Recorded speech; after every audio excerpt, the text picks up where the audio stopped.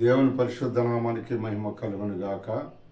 దేవుని బిడ్డలారా, ఈ యొక్క సమయంలో వీడియోలు చూస్తున్న ప్రతి ఒక్కరికి కూడా ప్రభు నామన వందనాలు తెలియపరుస్తుంటున్నాను.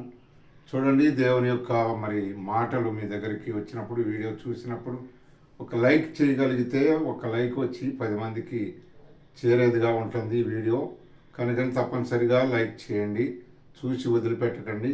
రండి, ఈ యొక్క శనివారం మరొక వాక్యాన్ని చదువుకుంటాం. దేవుని యొక్క బిడలంగా దేవాది దేవుడు ప్రభు అయిన యేసుక్రీస్తు వారు ఇచ్చిన మాటను బట్టి చూస్తే, కీర్తన గ్రంథం 18వ అధ్యాయం 28వ వచనం, నా దీపమును వెలిగించువాడవు నీవే, నా దేవుడైన యెహోవా చీకటిని నాకు వెలుగుగా చేయును. కనుకనే దీపం అంటే ఇది ఏ దీపం మనం పెట్టుకునే దీపాలు కాదు, ఇది ఆత్మ సంబంధమైన దీపం. కనుకనే ఆ దీపం వెలిగించబడితేనే నువ్వు దేవుని చూడగలవు. ఆ దీపం వెలిగించబడితేనే దేవుని రాజ్యానికి వారసుడు అవుతావు. ఆ దీపం అనేది నీలో ఉంది. కనుకనే దాన్ని ఇంకొక మాటలు చెప్పుకోవాలంటే రక్షణ పొందటం, మారు మనసు పొందటం.